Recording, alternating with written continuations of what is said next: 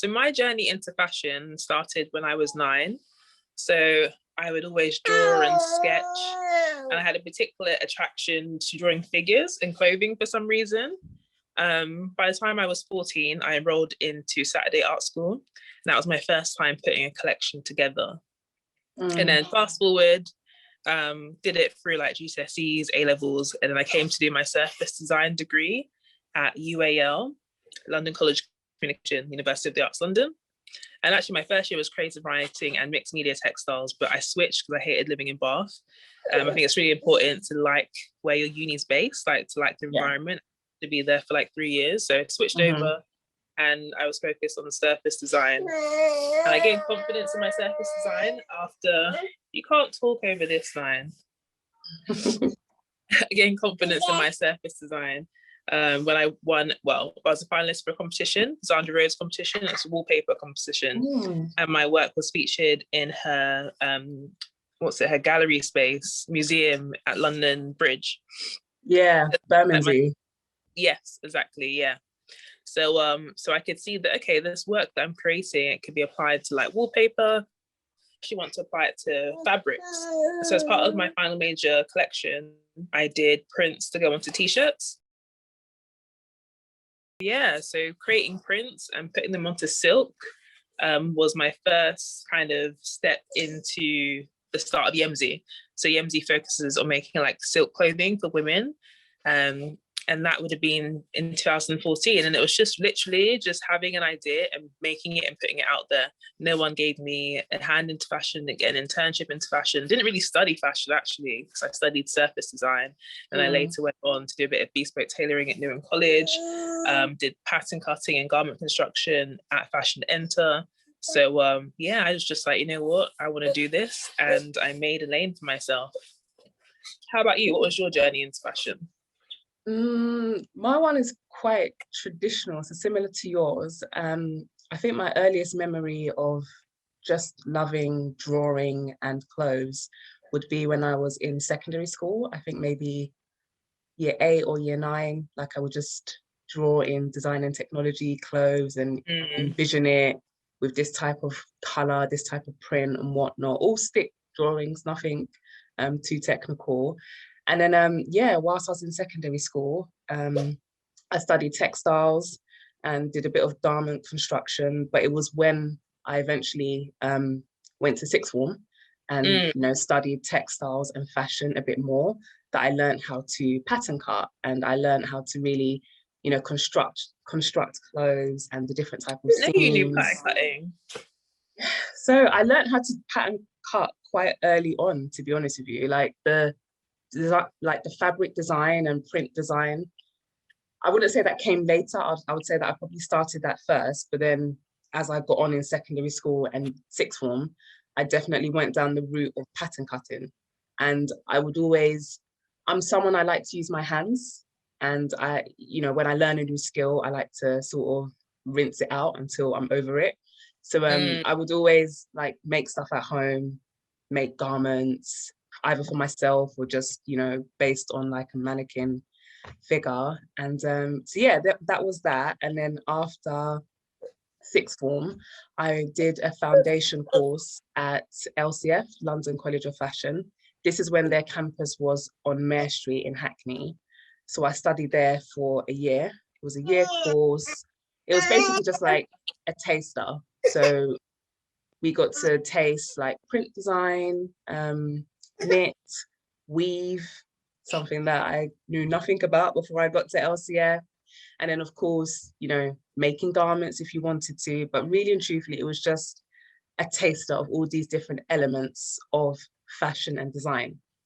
And from that point, so after I finished at LCF, I knew that I definitely wanted to do fashion, but then I also wanted to incorporate textile design. Like I love the two together. And LCF, doing the foundation course, they really just honed in on the fact that I love the two together. I'm not just a strict, let me design a fashion collection, women's wear, menswear, and let that be that, just focus on the silhouette. I need to also envision the type of print that's going to be on the fabric, the type of fabric that the garments are going to be made from. Yeah. And yes, I knew I wanted to do something together. So then that led me to my degree, which I studied at Middlesex, on their Hendon campus in North London. And I studied. Why didn't you stay at LCF for your degree? Why did I stay at LCF for? I don't know, actually. I guess, to be fair, it wasn't me. Like the environment, the atmosphere just wasn't for me. And that's no shade or anything like that. I just feel like I knew that I wanted to study a degree in fashion and textile. And I just know, like, my taste at LCF during the foundation course, I just knew how competitive it was and how competitive it could be. And I totally understand that there's going to be, competition in anything that you do.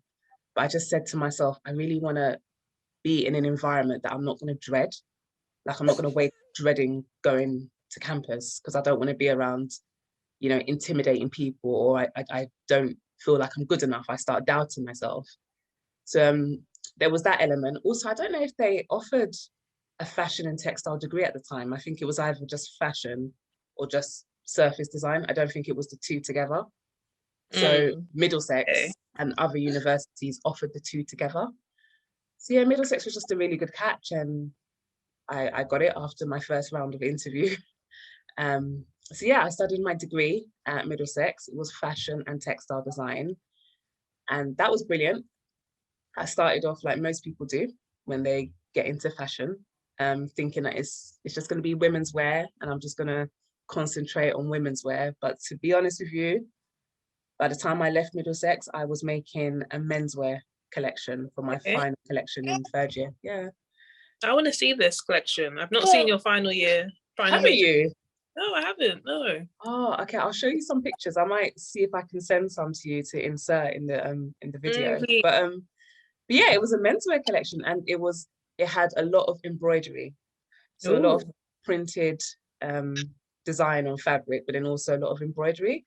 And it was so interesting to see like my journey, like how I started off just focusing on women's wear and thinking, yeah, I'm going to be the next women's wear print designer, and then come to like the end of my degree, totally done a 180, and I'm now like menswear. I'm championing menswear. And yeah, so finished the degree, and then after I finished the degree, I worked with a fashion charity for a year. So that was great. You're right, Nine. And that was an ease into the working world. So still with my fashion background, and but still knowing how to work with people. And yeah, that was like my into the fashion industry. I was just going to ask, when did you launch Yemzi? Like, how did that start? That was literally off the back of finishing my degree. And like I was saying, with part of my final major was having some t-shirts with my print on. And I just approached like boutiques to stock them. And that was the start of selling as Yemzi. And then the t-shirts were seen in the boutique, and in one of the boutiques in East London. And I was invited to go to Paris to show the t-shirts. But I thought, you know what, I need to do more than just t-shirts. So I then created. Oh my God, sorry. You were invited to go to Paris? Yes. Yeah. Wait, and what did you do in Paris? Was it like an event? Like, you have to tell us, what's that all about? In Paris, he was inviting designers over for a show. It's called Labo Ethnique. She saw my tops and was like, you know what, do you want to be a part of this? And I did, but I didn't want to go just with t-shirts. I thought, if I'm going to make the effort of traveling overseas to do a trade show, then let's do something a bit more, because I knew that I wanted to be a designer anyway. So I thought this is a perfect reason just to get going with it. And that was a push to take Yemzi another level, from being just t-shirts to doing like skirts, tops, kimonos. And that was when I first printed onto silk. I did a kimono, and then my first collection happened the following year, and that's the collection actually that you shot with Cara. So yeah, it was just off of the back of graduating. So it first started, I'd say 2014. Yeah, 2014 started Yemzi. How did you feel like when you went to Paris? Did you have to travel by yourself? Like, was it quite overwhelming? Yeah. I'm the sort of person that I'm used to like just traveling and just getting up and going. Yeah. I'm just kind of fearless in that way. Like someone could be like, let's go to Italy. And I'm like, okay, cool. Let's just, I mean, I've never been, even at like the age of 14, when I lived in Bournemouth, I was traveling to UK, not UK, traveling to London for opportunities. So I had a short film like produced by Channel 4, and that was off of the back of just like blogging on my phone. This is something I definitely should have pursued more, as like blogging and content creation. But that gave me the opportunity to come to London. So I was always traveling up for opportunities like that, and also a bit of modeling that I was doing back then. I was coming up to do shoots. So traveling to Paris on the Eurostar for like an hour or two was no problem. Booked my own hotel, just got on with it, knew where I had to go, Google Maps. Yeah. No long thing, just get on with it. Actually, always had the energy. So it was fun, it was good. And I met people there that I'm still in contact with today. So I just started building on my fashion network. So it was great. That's good. So how did you it seems like you've had like a lot of experience quite early on with like stockists and working with boutique to stock like your clothes. How do you go about like reaching out to these different boutiques and getting stockists?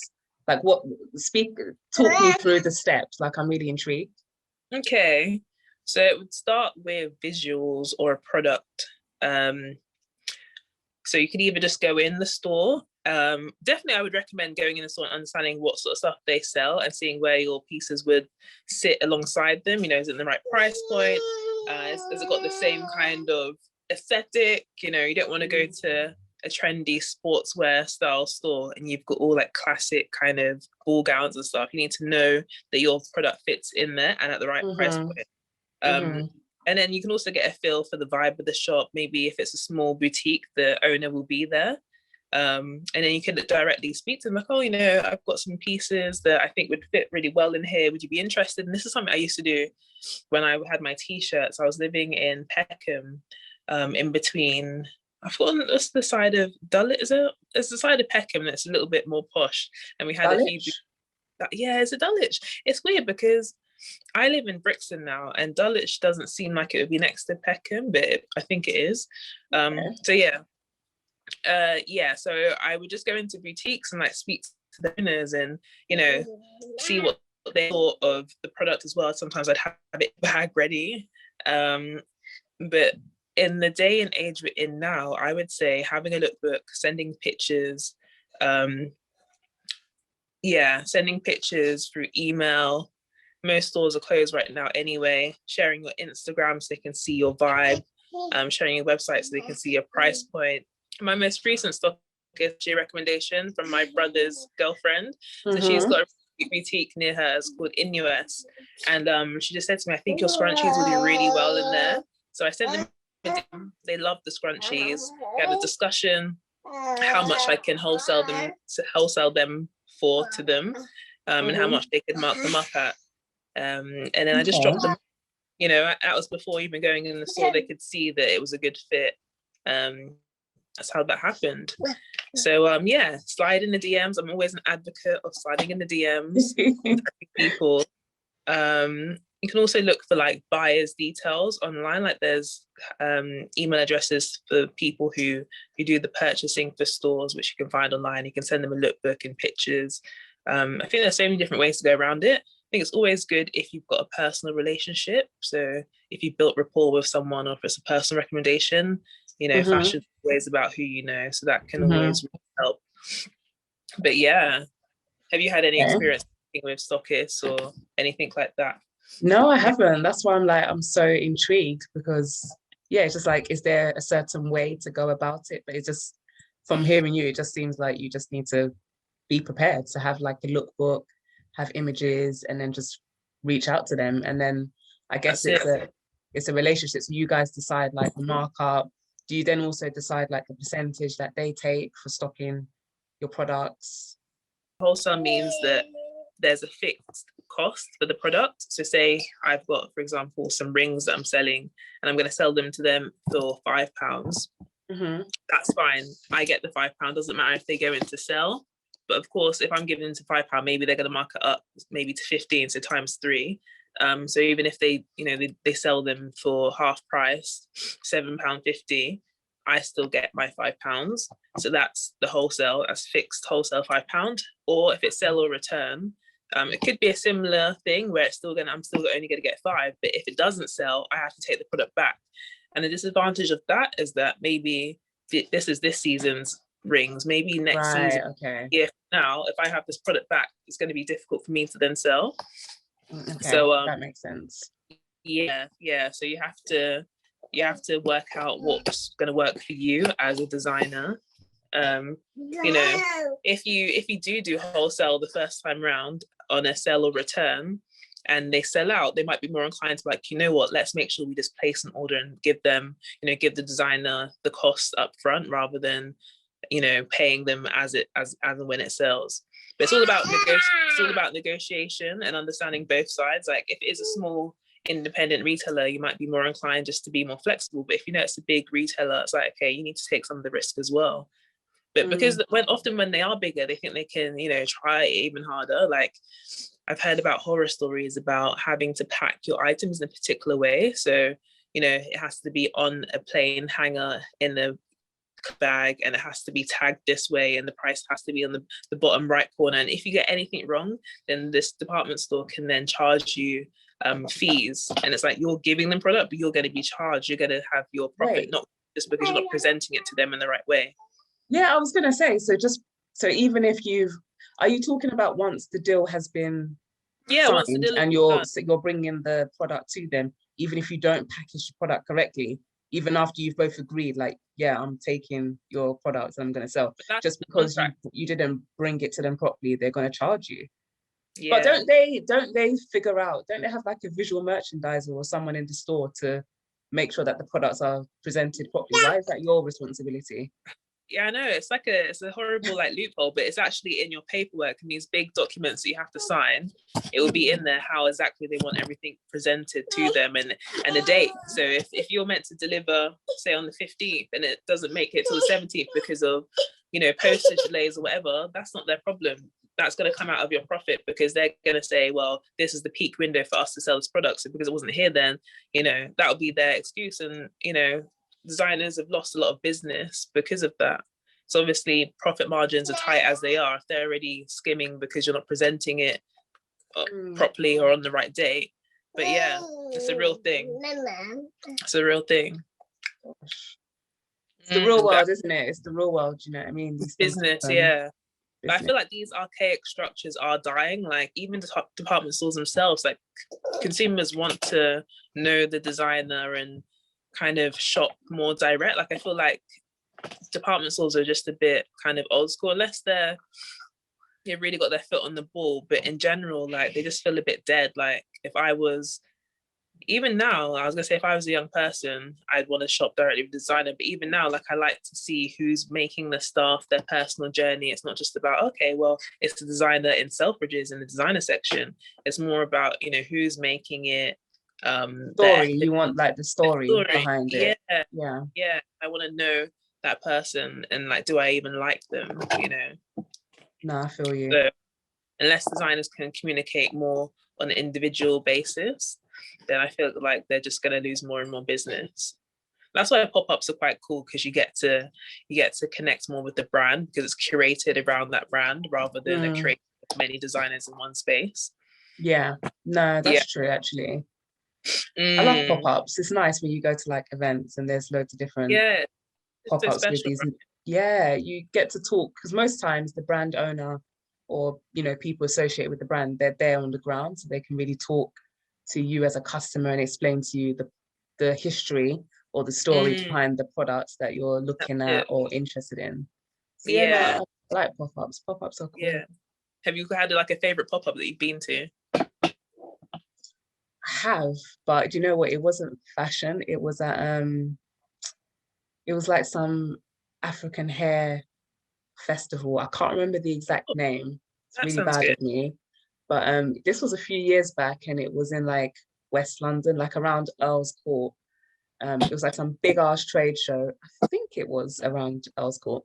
But yeah, there was like some big ass trade show, and learned different talks and presentations on like how to manage and maintain kinky African hair. And then there were also like loads of different brands, so brands who specialize in products for our type of hair, and also skincare products, and then a bit of makeup and some fashion. But to be honest with you, the pop-ups and the stands that really caught my eye and I was really drawn to were just the skincare pop-ups. Like, they were just great because they really, the women and the people who I spoke to, they spoke about the products with so much passion, and talked to you about the different ingredients, and just the whole, like you said, the story behind how the products has ended up here and how they got here at this trade event. So yeah, I would definitely say that was probably my favorite one, going to that African hair and beauty. It's not African hair and beauty show. It's definitely not different that. one. Yeah, it's a different one. And yeah, it was fun. It was loads of fun. So I like pop-ups. Pop-ups are good. They're good. I definitely want to do more pop-ups for sure. For sure. And even like having like special one-off products that you can only get at this particular pop-up. Like even if it's like a cute bag that has the date on and a bit of artwork that the item is presented in. That's cute. Yeah, just there's so many cute little things to do, and I think it's just cool. Like the last pop-up I went to, which is a while ago, a few years ago, was for, I think it was Boy Better Know. They had an event at Ace Hotel on the Miranda on the rooftop. I think it's the Miranda on the rooftop. But yeah, I think that's the name of it. And they had like limited edition t-shirts, so like printed tees, just like kind of your standard white tee, but with a limited edition artwork. And it's like, that's cool. They weren't going to be dropped anywhere else. So it's kind of like, if you see someone with that t-shirt, like, you were at that event, unless you bought it at a retail price. And yeah, they had Nibbles there, and WizKid came through, Miss Banks. Obviously Skepta was there. It was like an opportunity to network and to catch vibes. Like, it was just a really special event. It's like, of course anyone would pick going to that over going just to a normal like retail store. Like, if you can create this special event, obviously it comes at a cost, but I think it's a great way to connect with consumers, even if you just do it like once a year. I think that's a dope thing to do. Yeah, no, that's really dope. That's really cool. Yeah. So I guess that was how we got into our fashion journey. You didn't touch on your PR. That's definitely fashion. You reminded me. Yeah, there was this one brand that I worked with. She specialized in making like really nice, luxurious scarves, and I think she branched off into like socks and hats. But when I was freelancing with her, she was just concentrating on scarves. So I got her into a consumer title, a consumer magazine. So that was really cool. And then I also got her some press coverage on the same publication, but on their website, on their homepage. So that was great. How did you get there as a client? How did that happen? So I think we met at an event and we exchanged business cards, and I saw an opening, I saw a niche. I could see that she didn't have any PR and she was trying to figure out PR. At the time, I had done a bit of PR for myself, for some friends. Also, I was working for a company, that it was a good opportunity at the time. And yeah, I just used the cards that was dealt with me or dealt for me.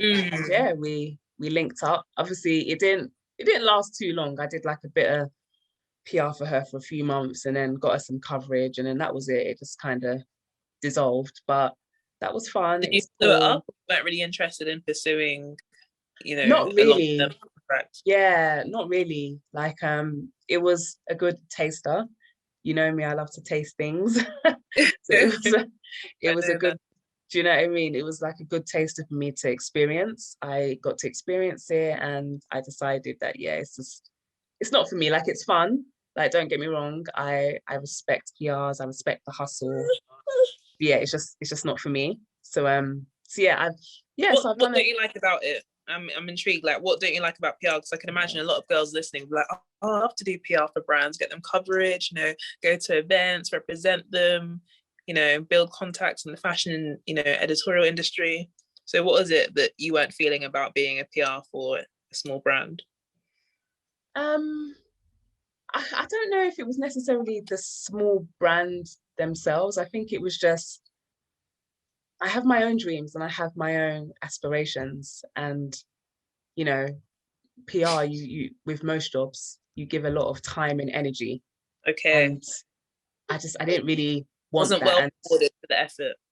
Yeah, it just wasn't for me. And I know you can get some different PR roles where you're working for like a big agency and you have multiple clients who you're looking after. But for me, I'd rather just have the one, client or brand who I build that relationship with, build up that rapport, and genuinely have an interest in the brand, and then sort of see it through. But then again, it goes back to what I said just a moment ago. I have my own passions and my own aspirations and goals. And it felt like a profession. And at the time, obviously I'm not saying this as a whole, but for me at the time, it just felt like something that I was giving way too much energy to, and something that I would have to give energy to. Because actually before that, I had done some I'd done like an internship in PR. So even before me linking up with this lady, and before me even being at that company, I had done like a bit of interning for PR. So I think second time round, when I linked up with this lady and her brand, it kind of just solidified that, this isn't for me. And that's fine. You try things, it's for you, it's not for you. You have to take and find out if it's for you or not. Exactly. And so I've done a bit of PR.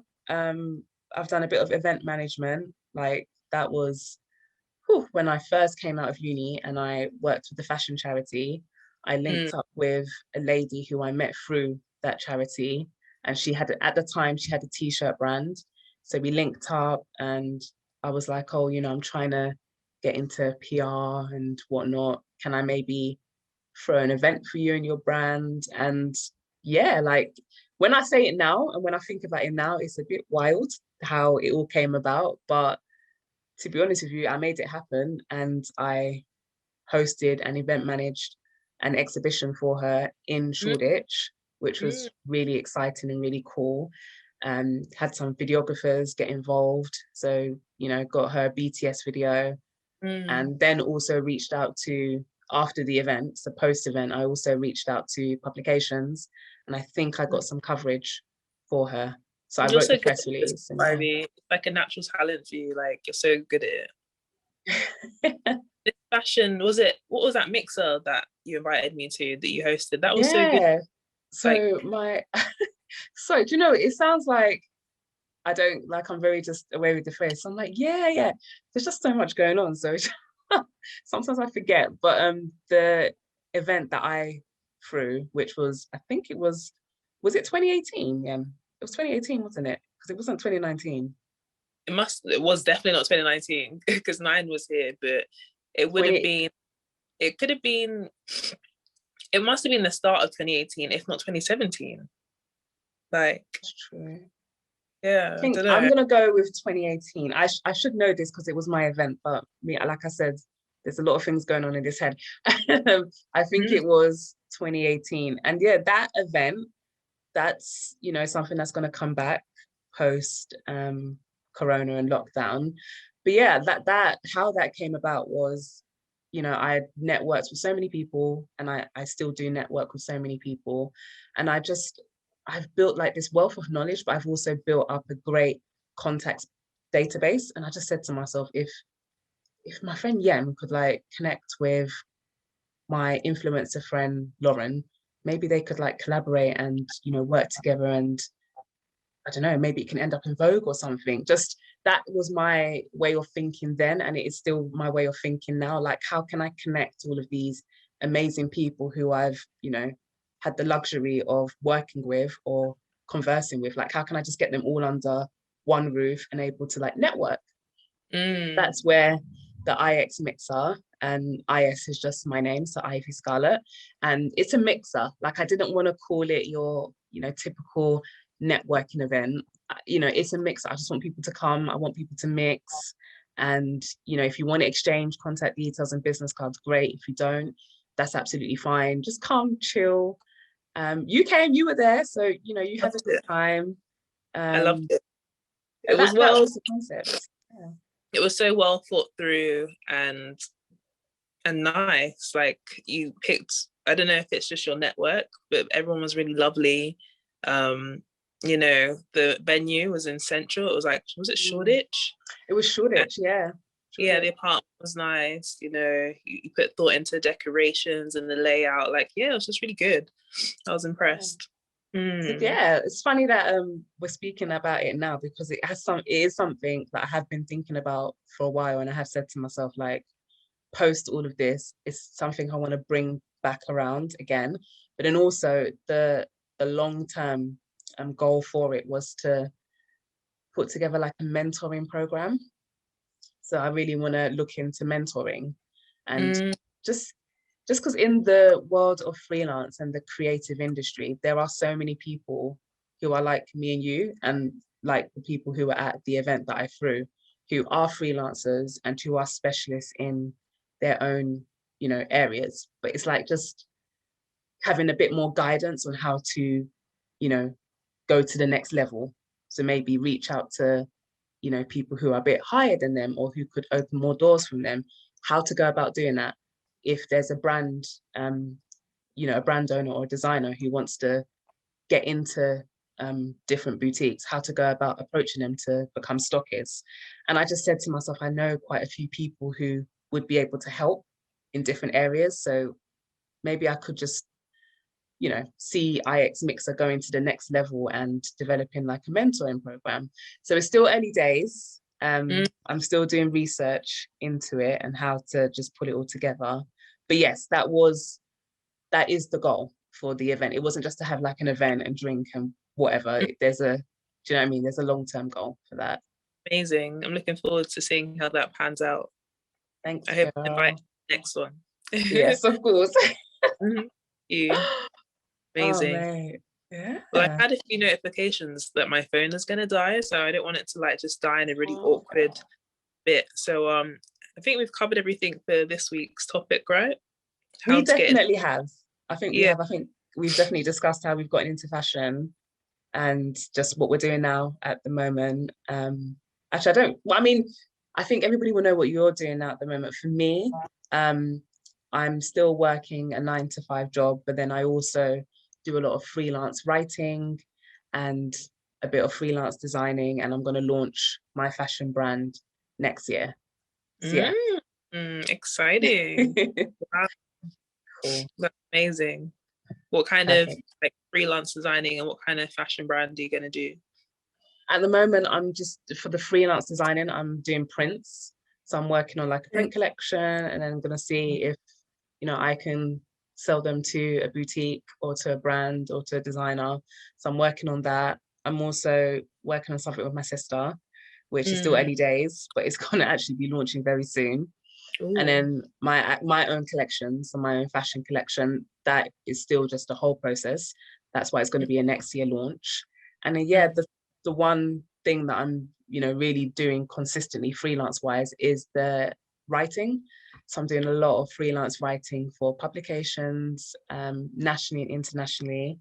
And yeah, it's so exciting. It's such an exciting time for me. And yeah, I'm just excited to see what this year has to offer.